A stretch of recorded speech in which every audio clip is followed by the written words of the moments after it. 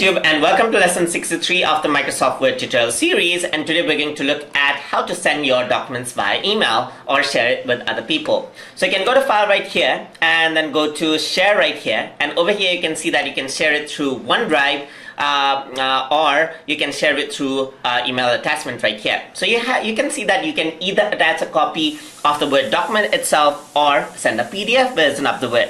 So usually I want to share a PDF version of the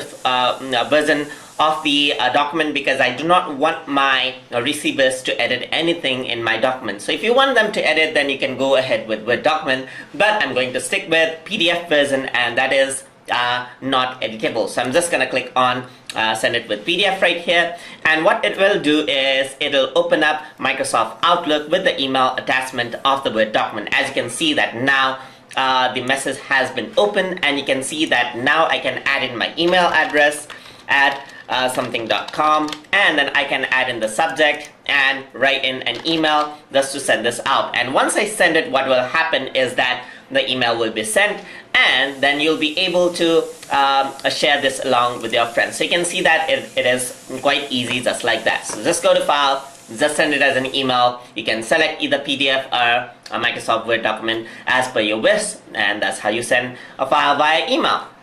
So that's so hope you guys learned something as always, and as always, please like, comment, share, and subscribe.